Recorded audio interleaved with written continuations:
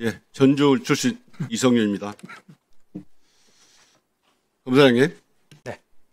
검찰이 해체가 돼서 이번 국정감사가 검찰청으로서 마지막 국정감사입니다.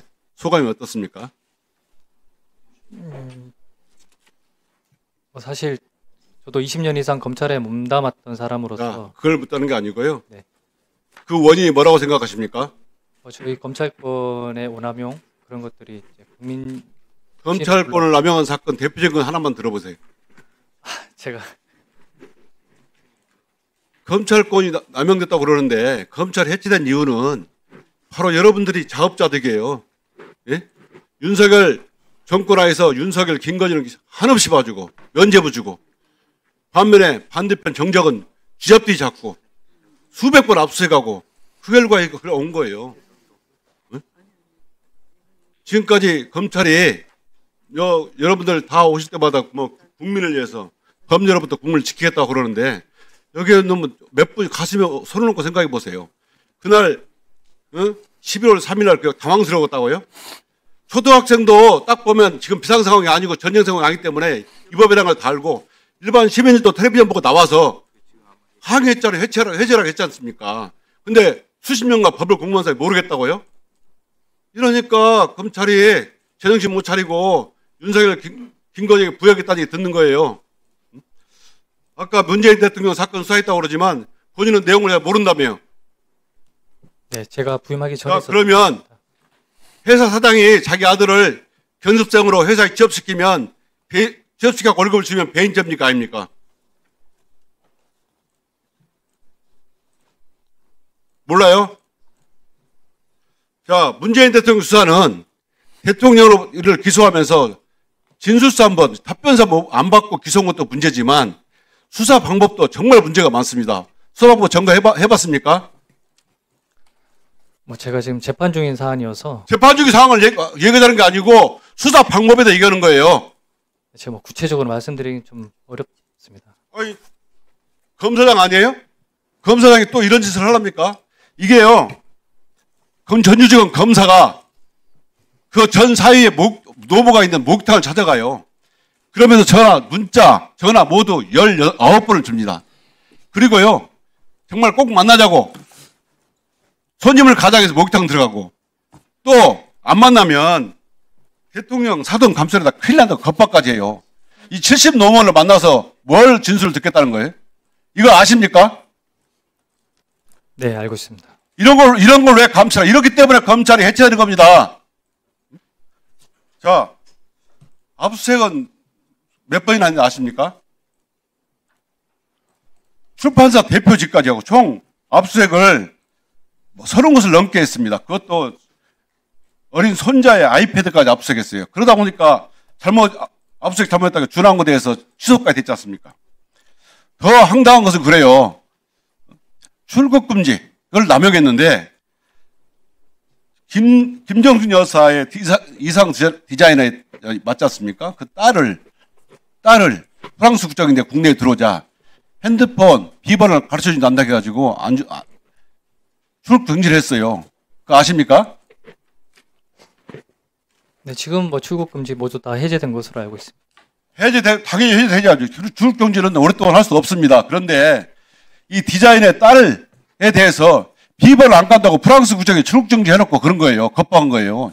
이렇게 출국 금지 출국을 남용해도 되는 거예요? 검사장.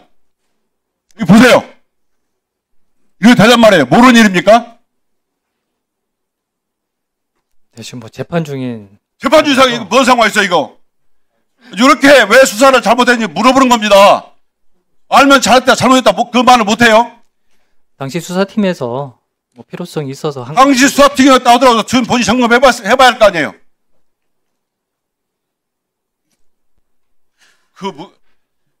단독이란 명목으로 무려 세어보니까 45건이 단독으로 나왔더라고요. 누가 알려주지도 않은 누구를 불러서 조사했는지 누구를 압수했는지 어떤 진술인지까지 다 나와. 이게 45건입니다. 이런 재판 수사를 해놓고 검찰이 온전하기를 바란다는 것은 연목구예요. 네? 검사장. 네. 이 수사팀 다시 점검하세요. 그래가지고 잘못하고 있으면 징계를 반드시 대검 요구하세요. 아시겠습니까? 네, 알겠습니다.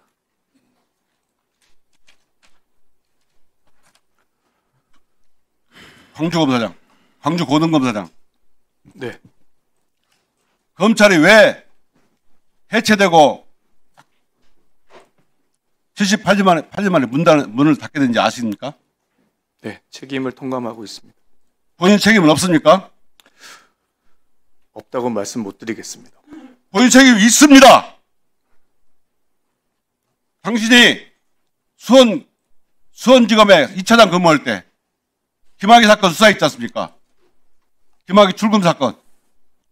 지금도 김학의 출금이 불법입니까?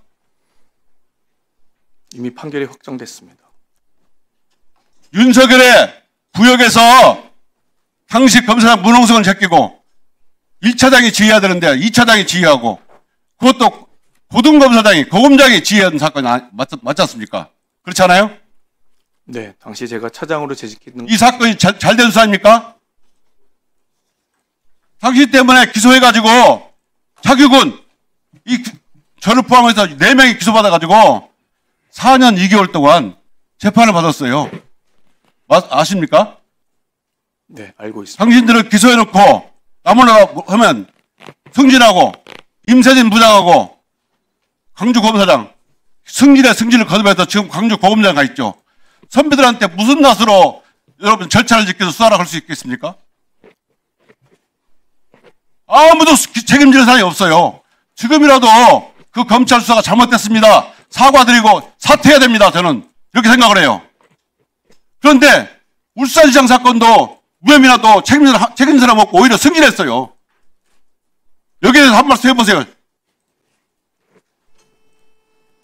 네. 말씀대로 되겠습니다. 사과하고 사퇴한다고 후배들한테 사과하라고 요구하는 겁니다. 네. 그 사건 잘못한 것 때문에 검찰이 못하게 되겠다고 사과하시라고. 네. 사건 책임에 대해서 회피할 생각은 없습니다. 그리고 앞으로 지금 위원님 말씀하신 사건에 대해서 사건 평정 등 심의 절차가 예정돼 있기 때문에 그 절차에 성실히 임하도록 하겠습니다.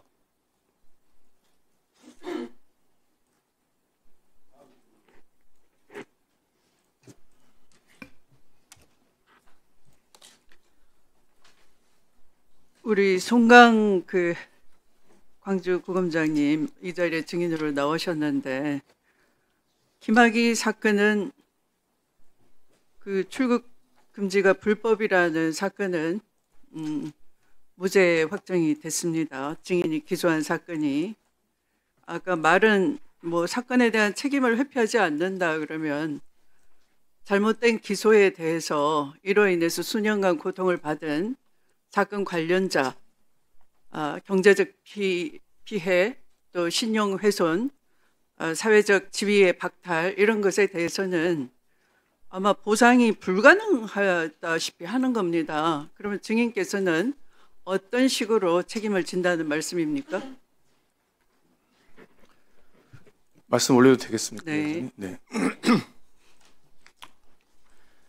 그 사건은 저희가 사건 혐의를 파악하고 게시한 것이 아니라 공익제보를 시작으로 수사에 착수하게 됐습니다. 그리고 수사 대상자들의 대부분 다 현직 검사였기 때문에 당시 공수처법상으로는 검사의 직무범죄에 대해서는 저희가 수사할 수 없는 상황이었습니다.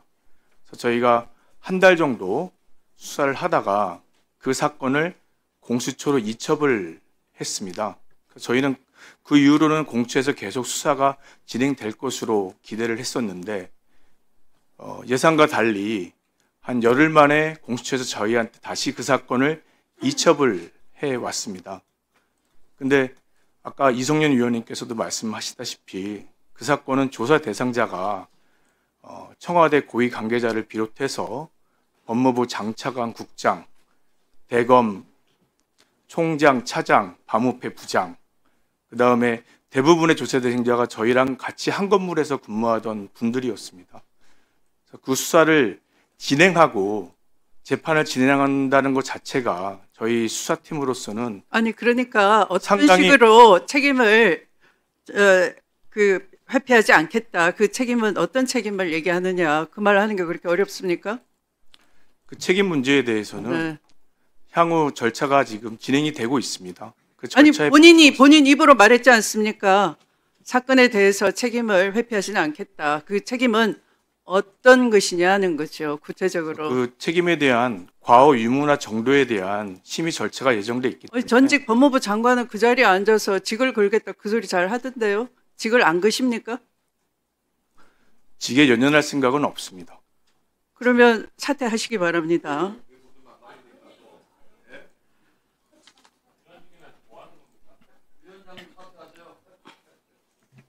자, 그러면 국감장은 엄중한 자리고요. 국민이 지켜보고 계시는데 농담하십니까 지금?